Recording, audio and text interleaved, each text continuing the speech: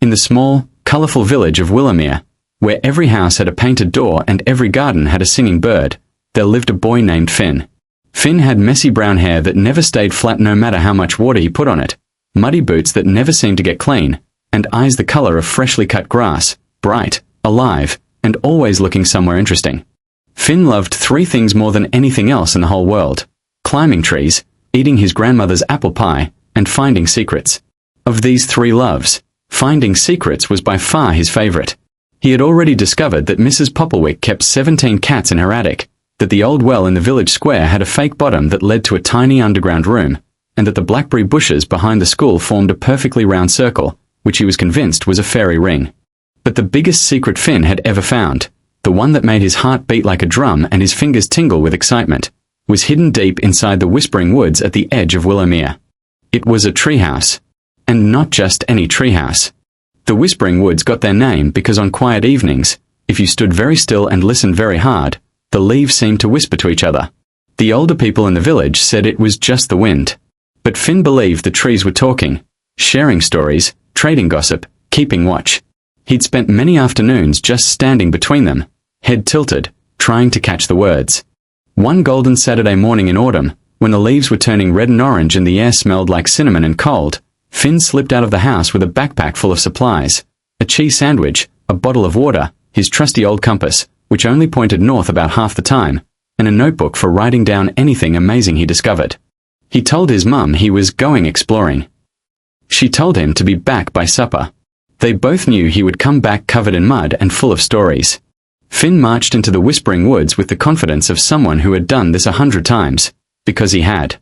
He knew the paths like he knew his own bedroom, the twisted oak that looked like a sleeping giant, the mossy stream that sang over smooth pebbles, the enormous boulder shaped like a sleeping cat. He walked past all of them, going deeper than he usually did, into the part of the woods that felt older and quieter and more mysterious. That was when he noticed it.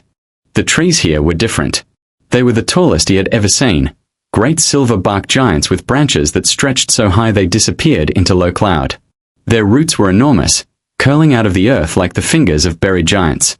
And there, near the very center of these magnificent trees, Finn saw something that made him stop dead in his tracks and grab the nearest trunk for support. Rising between three of the tallest trees, connected by rope bridges and spiral staircases, wound around branches and tucked between forks of wood, was the most incredible treehouse Finn had ever imagined. It had 7 rooms. He could count them from below, circular windows glowing faintly with soft golden light, little balconies with carved wooden railings, a tower that poked up through the canopy, and a roof covered in what looked like living moss that had flowers growing from it. Rope ladders, wooden bridges, and a proper winding staircase connected the different levels. Wind chimes made from old keys hung from the lowest branches, tinkling softly. A small waterfall trickled from somewhere above and disappeared into a mossy barrel below. It was the most beautiful thing Finn had ever seen. He stood staring for a full 2 minutes, his cheese sandwich forgotten, his notebook open in his hand but nothing written in it because his brain was too full of wonder to make words. "Whoa," he breathed. Then, just as he was about to take a step toward the nearest ladder, something shifted in the shadows near the base of the largest tree. Something large. Something that was breathing, and the breath came out in little curls of pale blue smoke. Finn froze. 2 enormous eyes, green as emeralds and bright as lanterns, opened in the shadows and looked directly at him. Finn did what any sensible adventurer would do when faced with an enormous unknown creature in a dark wood. He ran. He ran all the way to the edge of the woods, slid to a stop behind the big willow tree near the fence, and pressed his back against it, heart hammering so hard he could hear it. He stood there for 5 whole minutes, breathing fast, waiting for the sound of enormous footsteps crashing through the undergrowth behind him. Nothing came. Slowly, carefully, Finn turned around and peered back through the trees. Deep in the shadows, he thought he could still see those 2 glowing green eyes, but they weren't chasing him. They were just watching. Calmly. Almost sadly, he thought, as if they were used to people running away. Finn chewed his lip. He was scared. But he was also, and this was the problem with being Finn, enormously, overwhelmingly, unbearably curious. He pulled out his notebook. He wrote 3 words in big letters. "Come back tomorrow." Then he went home, ate supper without tasting a single bite, and lay awake all night thinking about 2 green eyes glowing in the dark, and a treehouse with 7 rooms floating in the trees like a dream. The next morning, Finn was back at the edge of the Whispering Woods before breakfast, his backpack now containing an extra cheese sandwich, his notebook, a torch, and, because he had been thinking very carefully about how to make a good impression on a mysterious creature, a large jar of honey from his grandmother's pantry. He walked slowly this time. No rushing. No crashing through leaves. He moved the way he moved when he was trying not to startle the deer that sometimes came to the stream. Softly, steadily, pausing often to listen. The treehouse appeared through the trees exactly as he remembered. Magnificent and impossible and alive with soft golden light. But this time Finn didn't stand and gape. He kept his eyes on the shadows near the great tree's roots, and he kept walking, step by careful step, until he was standing just a little closer than he had been yesterday. He set the jar of honey on a flat root, stepped back 3 paces, and waited. For a long time, nothing happened. The wind moved the leaves. A woodpecker knocked somewhere above. A squirrel watched him from a branch, deeply suspicious. Then the shadows shifted, and the creature came forward into the pale forest light. Finn had imagined dragons before. He'd seen them in books, scaly and terrifying and breathing roaring jets of orange fire. This dragon was nothing like those dragons.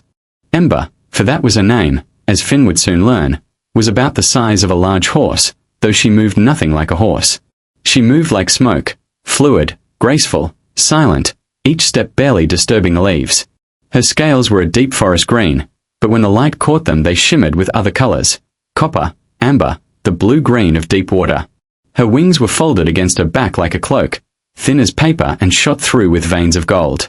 Her eyes were exactly as he remembered, bright emerald green, warm and ancient and very, very intelligent. Around her neck, on a fine silver chain, hung a small carved wooden pendant, a treehouse, Finn realized with a start.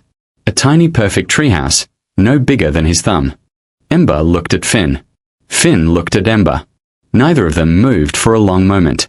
Then Ember lowered her long neck, sniffed the jar of honey, and made a sound, not a roar, not a screech, but something between a purr and a rumble that Finn felt in his chest more than heard with his ears.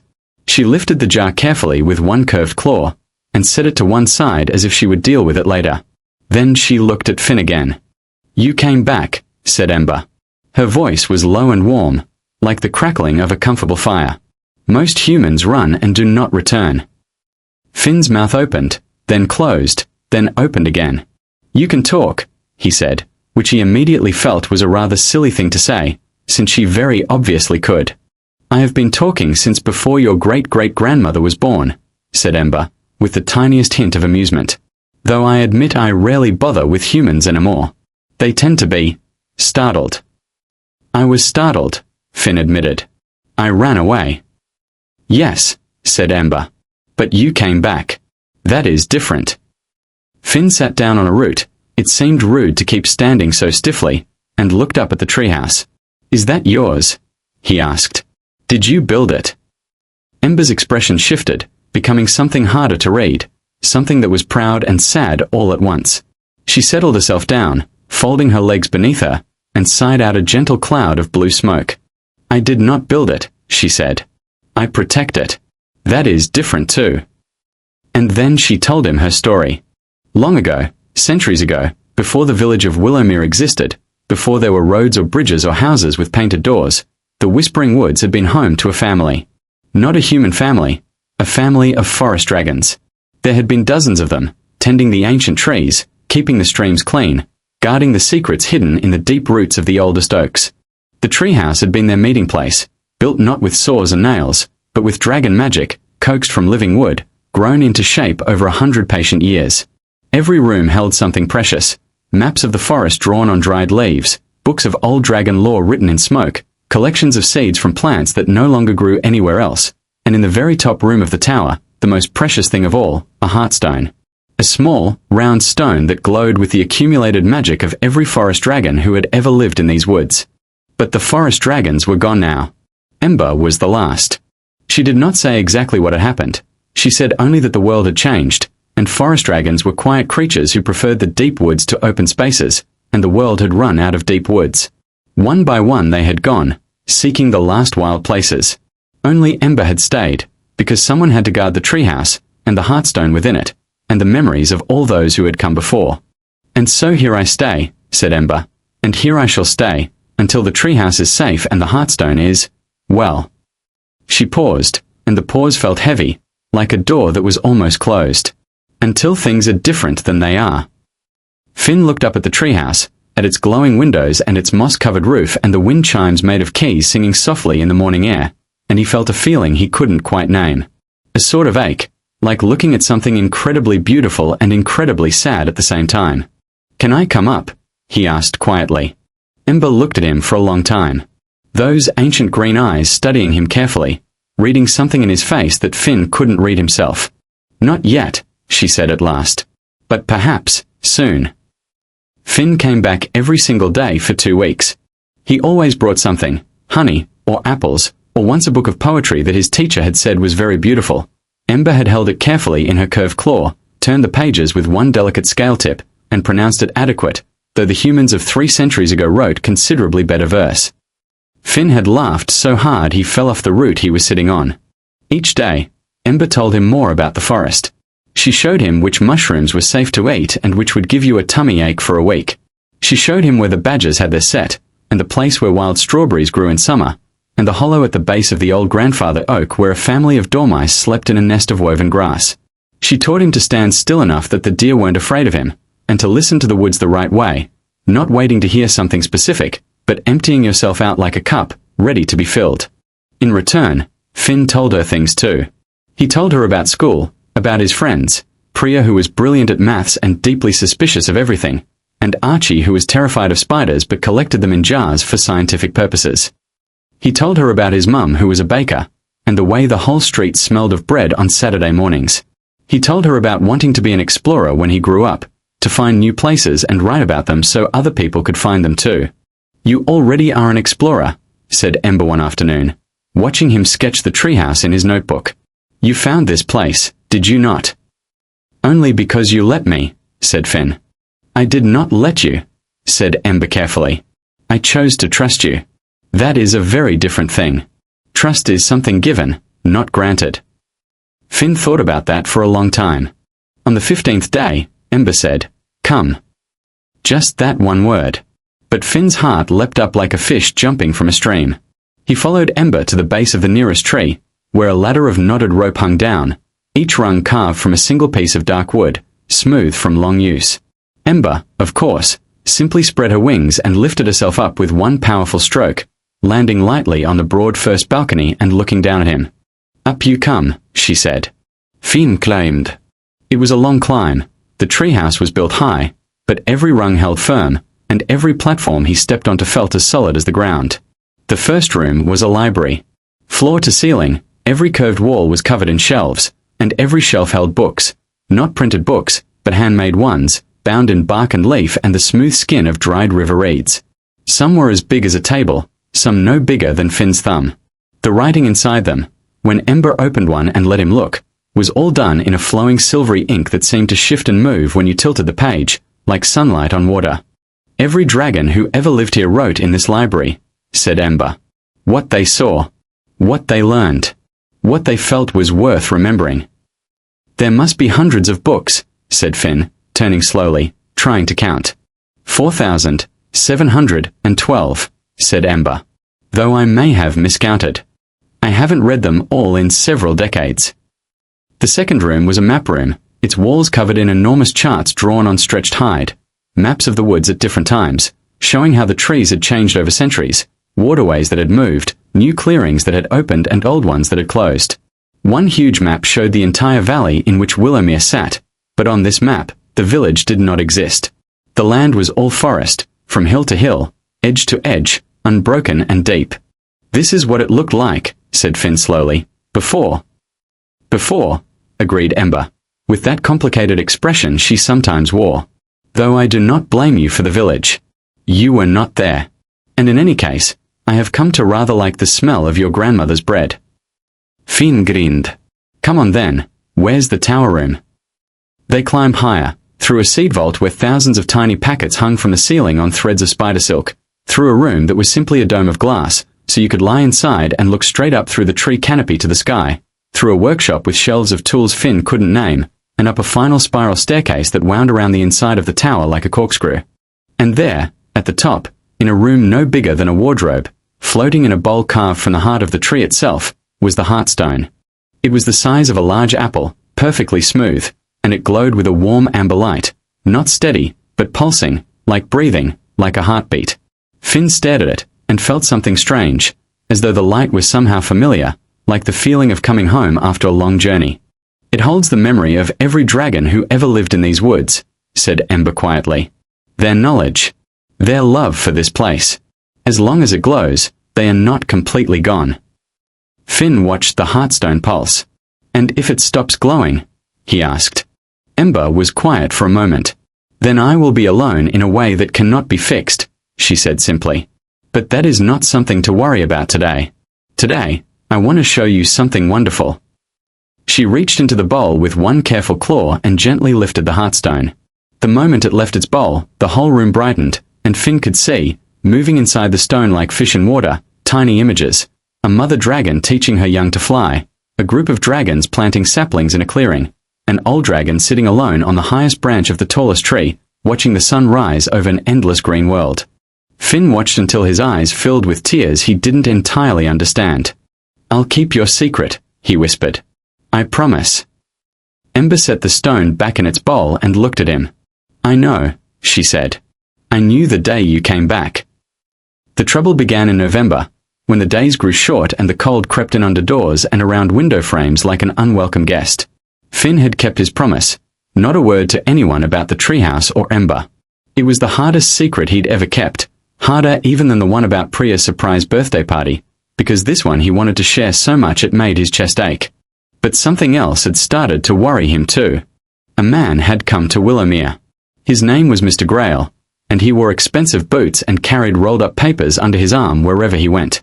He visited the village council twice. He walked around the edge of the Whispering Woods in a bright orange waterproof jacket, stopping occasionally to write something in a clipboard. Finn watched him from the willow tree by the fence. He had a bad feeling, the kind that settled in your stomach like a cold stone. He went to the woods that afternoon and told Ember. Ember listened without moving. Her eyes went very still, which Finn had learned meant she was thinking hard. "What kind of papers?" she asked. "Big ones. Rolled up. With drawings on them, I think." "Plans," said Ember. Not a question. 2 days later, Finn overheard his mother talking to Mrs. Popplewick over the garden fence. The village council had been approached by a property company. They wanted to buy part of the Whispering Woods. Not all of it, just a section. Just enough, Mr. Grail had apparently said in his smooth, reassuring voice, for a small development. A few houses. Nothing dramatic. The woods would still be there. Just slightly smaller. That night, Finn lay awake looking at the ceiling and doing the mathematics of slightly smaller. The section Mr. Grail had outlined on his map, which Finn had managed to see when he'd leaned over rather rudely during the village meeting.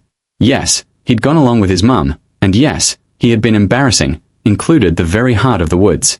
The old silver bark trees. The clearing. The treehouse. He went to Ember the next morning before school, running through the frost-stiff grass in the grey early light. "I already know," said Ember, when he arrived, breathless and red-cheeked. She was sitting very still, looking at the treehouse.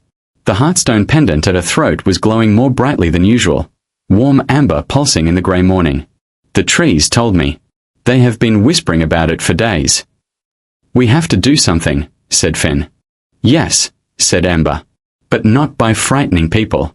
I have spent centuries frightening people. It does not help." "Then how?" Ember turned to look at him, and there was something new in her ancient green eyes, something that looked almost like hope. "You said you wanted to be an explorer," she said. "Someone who finds things and shares them so others can understand." "Yes." "Then perhaps it is time," said Ember carefully, "for the secret to become slightly less secret. Not the whole truth, not yet. But enough. Enough for people to understand what is here. What would be lost." That evening, a storm came.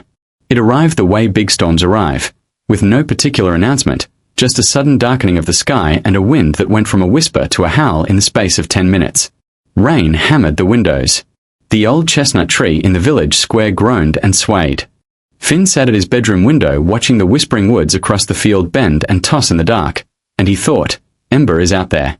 Ember and the Treehouse and the Heartstone and 4,712 books and the memories of all the dragons who ever lived. And then he grabbed his raincoat, pulled on his boots, and ran. His mum shouted after him. He called back that he had to check on something important, and then the door slammed behind him and he was running through the driving rain across the field toward the woods. The whispering woods in a storm were magnificent and terrifying. The trees were threshing, branches whipping, leaves flying everywhere. The stream had swollen and was loud over its banks. Finn ran and stumbled and ran again, following the path by memory more than sight, until he arrived at the clearing, soaking wet and gasping. The treehouse was swaying in the wind, creaking and moving, but holding. Ember was at its base, her great wings half spread, bracing herself against the gale, her eyes lit like lanterns in the dark. All around her, several large branches had come down in the storm, and one of them, a massive arm of the oldest tree, had fallen against the lowest level of the treehouse, cracking one of the balcony railings. Finn. Ember's voice cut through the storm like a bell. You should not be here. I know. Finn shouted back over the wind. Is the Heartstone safe? Ember's eyes went to the tower room. The tower is holding. But I need. She paused, angling her head. The seed vault. The door has blown open. The seeds. Finn was already climbing. Hand over hand, up the wet rope ladder in the howling dark, the treehouse swaying beneath him, his fingers aching with cold. He reached the first level, pulled himself over the railing, and ran along the bridge to the seed vault room. The door was indeed open, banging back and forth, and packets of seeds were flying off their threads in the draft. He threw himself at the door, pulling it shut against the force of the wind. He had to put his whole body against it, heels braced against the wooden floor, arms straining. For a moment he wasn't sure he could do it. The wind was so strong, and then with a final tremendous shove, the door slammed shut and latched. Finn collapsed against it, breathing hard. Around him, dozens of little packets swung gently on their threads, undisturbed. The seeds were safe. He sat there for a long time, listening to the storm rage outside, while the treehouse held firm around him. By the time he climbed back down, the worst of the storm had passed. Ember was standing in the clearing, the rain easing to a soft drizzle, watching him descend. Thank you, said Ember, and her voice was very quiet and very serious. You risked quite a lot for some seeds. They're not just seeds, said Finn. He was dripping wet and extremely muddy and absolutely certain he was in enormous trouble when he got home. They're memories too, aren't they? Ember looked at him. And then she did something Finn had never seen a dragon do before. She smiled. After the storm, Finn had a very serious conversation with his mum that lasted about 20 minutes and involved a lot of "But why did you run out into a storm?" and Finn saying "I needed to check on something" and his mum saying "What's something?" and Finn saying "A project." In the end, his mum decided that her son was extraordinary and impossible in equal measure, made him a hot chocolate, and told him that whatever his project was, she hoped it was worth it. Finn looked at his mug of hot chocolate and thought about Ember in the storm, wings spread, eyes blazing, keeping the treehouse safe through sheer determination and centuries of practice. It is, he said quietly. It really is. He told Priya and Archie. He hadn't planned to. He'd been thinking about what Ember had said, enough for people to understand what is here, what would be lost, and he'd been making lists and plans in his notebook, and somewhere in the middle of writing things the village should know about the Whispering Woods. He had realized that doing this alone was going to be much harder than doing it with friends. He told them carefully. He chose his words the way Ember had taught him to choose his steps in the forest, slowly, watching where he put his feet. He told them about the ancient trees, about the incredible biodiversity, the dormice, the rare mushrooms, the badger set, the plants that existed nowhere else. He showed them photographs he'd taken on his mum's old camera, the silverbark giants, the carpet of moss, the extraordinary birds he'd spotted. He knew their names now, because Ember had taught him. He told them about the history, how old the core of the Whispering Woods was, older than the village, older than the oldest building in the county. He did not mention Ember. Not yet. Priya, who was brilliant at maths and also at seeing the point of things very quickly, immediately said, "We need a petition." She pulled out her own notebook, she always had one, and started writing. If we can show the council that the woods are historically and ecologically significant, they can apply for protected status. That would stop any development. How do you know about protected status? Said Archie. I know about everything, said Priya, not looking up from her notebook. This was more or less true, so they didn't argue. Over the next 2 weeks, the three of them worked harder than they had ever worked on anything, including school projects, which Priya took very seriously. They wrote a report on the Whispering Woods.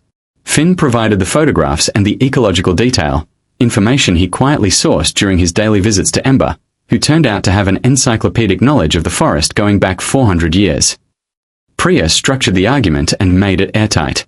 Archie, who was surprisingly good at drawing despite his spider obsession, created detailed illustrations, maps, diagrams, beautiful sketches of the rare species that called the woods home. They called it The Whispering Woods, a living history. It was 43 pages long. It had footnotes. Priya had insisted on footnotes. Ember read it, or rather, Finn read it aloud to her, which took most of an afternoon, while she sat very still and listened with her eyes half closed. When he finished, there was a long silence. The autumn light was failing, and the first stars were beginning to appear through the canopy above them. "It is good," Ember said at last. "It is very good. But Finn, the council will ask, how does a child know all this? They will want sources. Experts." "I know," said Finn. He had been thinking about this. "That's why I think you might have to help us." Ember opened her eyes fully. They regarded each other in the gathering dusk. "You want me to appear," said Ember slowly, "to humans. Not to all of them. Not at first. Just to the right ones." Finn leaned forward. "My mum. My teacher, Mr. Okafor. He's brilliant and he loves the woods. And maybe the woman on the council who always votes no on development proposals. Mrs. Tully. She has a face that looks like she really wants to believe in something wonderful but has given up hoping." Ember made a sound. The purr rumble he now knew was her version of a laugh. "You read faces like I read trees," she said. "Very well. But it must be done carefully. And it must be their choice to believe or not. I will not force anything." "I wouldn't want you to," said Finn. "I want them to trust you the same way I trust you. Because of who you are, not because you scared them into it." Ember looked at him for a long time. The heartstone pendant at her throat pulsed warm gold in the darkness. "How did you get so wise?" she said. "You are 11 years old." "I had a good teacher," said Finn simply. The meetings happened over 3 evenings, one at a time, in the clearing at the edge of the woods. Each time, Finn brought one person. Each time, he asked them to come with open minds and no expectations. Each time, he stood beside them in the cool night air and waited while Ember came quietly out of the shadows, and watched their faces as they saw, for the first time, a forest dragon in the world. His mum wept quietly for about 2 minutes, then said right, and blew her nose on a tea towel she'd inexplicably brought along, and started asking Ember very practical questions about what she needed to be comfortable during winter. Mr. Okafor, the teacher, sat down very suddenly on the ground and said "Good Lord" approximately 7 times, and then produced a notepad and asked Ember if she would be willing to be cited as a historical source, which was such a Mr. Okafor thing to say that Finn had to bite his cheek to keep from laughing. Mrs. Tully from the council stood very still for a long time and looked at Ember with exactly the face Finn had predicted. The face of someone who had stopped hoping and had just been handed hope again, almost too carefully to accept. Then she said, "I knew there was something about this wood. I have always known." She looked at Finn. "What do you need from me?" "Everything you've got," said Finn. The village meeting was held on a Tuesday in December, when the whole valley was silver with frost and the Whispering Woods stood dark and beautiful against a pale winter sky. The village hall was fuller than it had been since the great marmalade competition of 3 years ago, which had ended in mild scandal when it was discovered that old Mr. Fenwick had entered a jam. Finn, Priya, and Archie sat at the front, behind a table that held their report, printed, bound, 43 pages, with footnotes, and a cardboard poster that Archie had stayed up until midnight 3 nights in a row to finish, and which was genuinely beautiful. Watercolor paintings of the woods in each season, surrounded by illustrations of all the creatures that lived there, annotated in his careful handwriting. Mr. Grail sat at the other side of the hall in his expensive boots, looking faintly annoyed at having to share a meeting with 3 children and a poster. Mrs. Tully chaired the meeting. She had, Finn noticed, brought her own copy of their report, extensively annotated in red pen. She had also, it became clear over the course of the next 2 hours, done an enormous amount of research of her own. She cited conservation laws. She cited historical records. She quoted a letter from a university professor. Mr. Okafor had apparently made some calls, confirming the exceptional ecological significance of the ancient tree cluster at the heart of the woods. Finn spoke for 6 minutes. He talked about what the Whispering Woods meant, not in abstract terms, but in specific ones. The dormouse family in the grandfather oak, the rare bee orchid that only grew in one clearing, the water source for the whole lower field that depended on the integrity of the forest floor. He talked about history and memory and the things that, once lost, cannot be brought back. He did not mention dragons. He did not mention treehouses. He talked about what the woods were, and why they mattered, and why some places deserve to be protected not because they are useful but because they are precious. When he sat down, the room was very quiet. Even Mr. Grail had stopped looking faintly annoyed and was looking instead at the poster, at Archie's careful painting of the silver-bark trees in winter light. The vote was 15-3 in favor of applying for full woodland protection status. Mr. Grail packed up his rolled papers and left. He did not slam the door, which Finn thought showed good manners at least. That night, Finn went to the woods alone. It was very cold and very quiet, and the stars were brilliant overhead, more than he'd ever seen. His breath made small clouds in the air. Ember was waiting in the clearing, as she always was. But tonight she looked different, lighter, somehow, as if a weight had been lifted that had been so long in place she'd stopped noticing it was there. "I know," she said, before he could speak. "The trees told me." "We won," said Finn. "They're going to protect the woods." "You won," said Ember. "This was not me, Finn. This was you. You and your remarkable friends." "It was all of us," said Finn. He looked up at the treehouse. The golden light in its windows seemed warmer and brighter tonight. "Ember, is the heartstone all right?" Ember reached up and touched the pendant at her throat. It was glowing visibly even through the fabric of her scales, warm, steady amber light pulsing in the winter dark. She smiled that rare dragon smile. "Come and see," she said.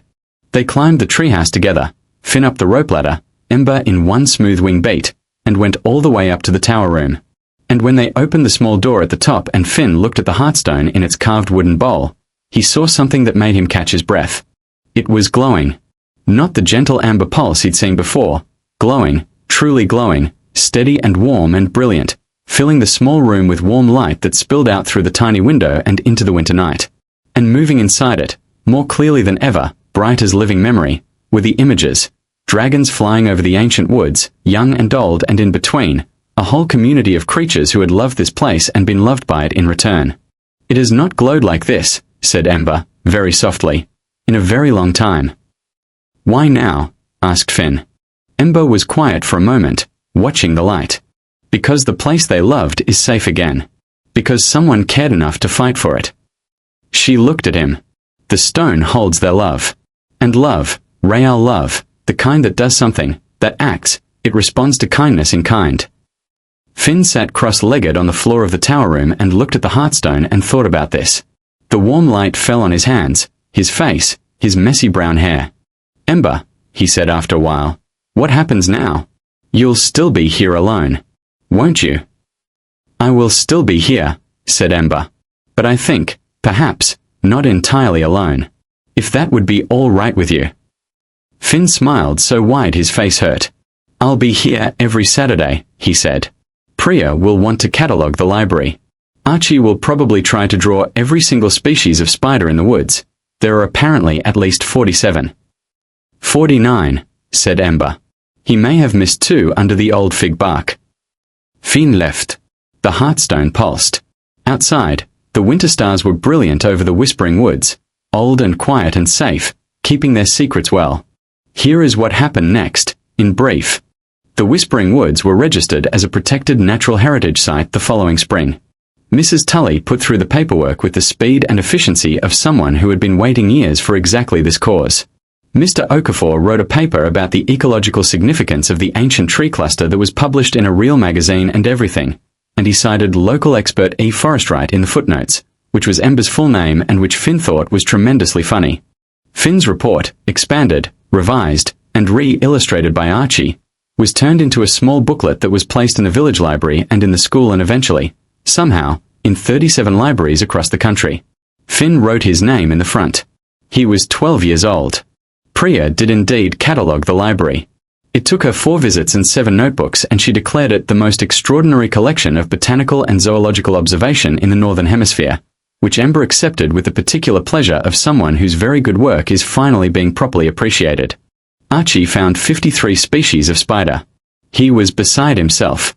Finn's mum started leaving pots of honey at the edge of the woods every Friday evening.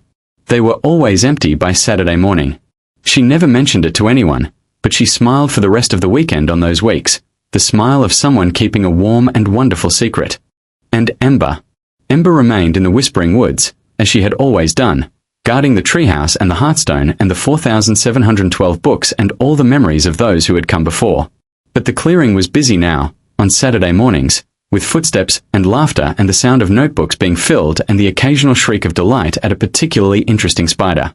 And the hearthstone glowed.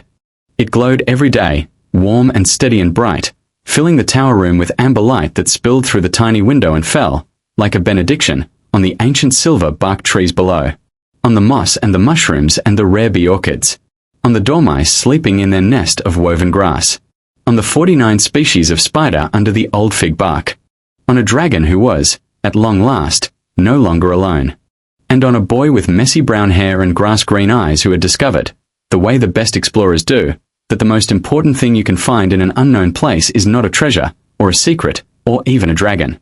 It is the knowledge of what is worth protecting, and the courage to protect it. Far above them, through the canopy of the ancient trees, the stars looked down on Willowmere, on its painted doors and its singing birds and the old willow by the fence and the dark beautiful margin of the Whispering Woods at its edge. The woods whispered, as they always had. If you listened carefully enough, if you stood very still and emptied yourself out like a cup, ready to be filled, you might just catch the words. Safe, said the trees. Safe. Remembered. Still here. Still here.